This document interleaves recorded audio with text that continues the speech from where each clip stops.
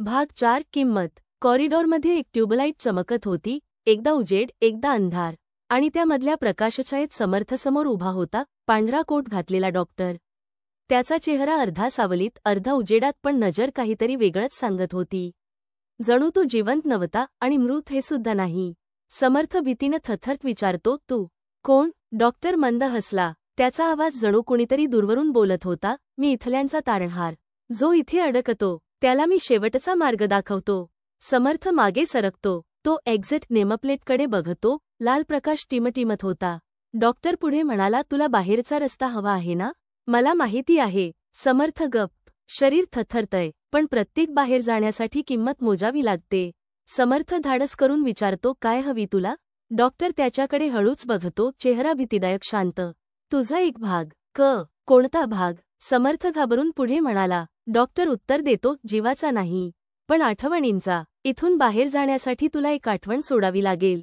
समर्थ चकित, काय वेडेपणा आहे हा?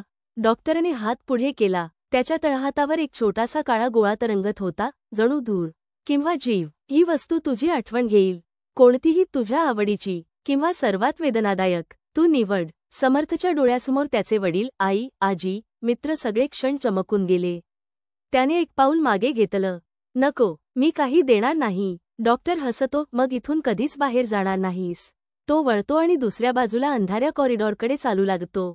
समर्थही एक्झिटकडे धावायला जातो, पण एक्झिटचं दार लाल चमकत असतानाच एकाएकी बंद होतं. आता दारावर लिहिलं होतं, ॲक्सेस डिनाईड. समर्थ हादरतो. तो हळूहळू डॉक्टरच्या मागे जातो. कॉरिडॉरच्या शेवटी एक मोठं अंधाऱ्या प्रकाशाचं दालन होतं. भिंतींना आयव्ही बॅग्स लटकलेल्या, काहींमध्ये लाल द्रव, काहींमध्ये काळा. मध्यभागी एक मोठं काचं टब्बल, जणू पाण्यात बुडवलेला माणूस. त्याच्यात एक स्त्री. डोळे उघडे, तोंडावर ऑक्सिजन मास्क. पण मास्कला जोडलेला पाईप काचेबाहेर नसून तिच्याच घशात घुसलेला.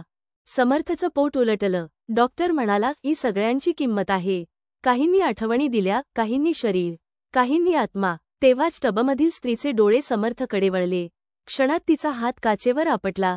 थाक थाक थाक. काचेवर भेगा पडू लागल्या. समर्थ किंचाळला, काय चाललंय इथे? डॉक्टर शांत, वेळ कमी आहे. किंमत दे किंवा यांच्यात सामील हो. काच फुटली. ओलसर पांढरं शरीर जमिनीवर पडलं आणि हातांचा थंड स्पर्श समर्थच्या टाचेला धरू पाहू लागला. समर्थ जोराने पाय झटकतो आणि धावत डॉक्टरकडे येतो. ठीक आहे, मी देतो आठवण. दे, पण बाहेर काढ मला. डॉक्टर थांबतो, हसतो. चांगलं, आता निवड. त्याच्यासमोर धुरापासून आठवणींचे दृश्य तरंगू लागतात. समर्थचा बालपण, आईचा आवाज, पहिली बसची सैर, शाळेचा दिवस, मित्र, आजोळ, आईने केलेला शेवटचा जेवणाचा घास.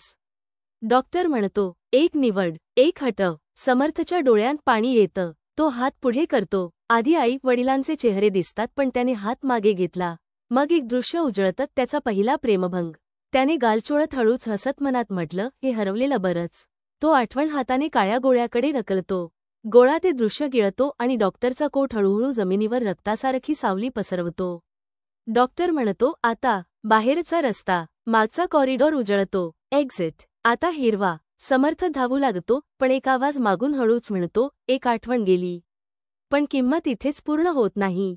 समर्थ थांबतो, वळून पाहतो. डॉक्टर नाही, पण त्याचा पांढरा कोट आकाशात तरंगतो.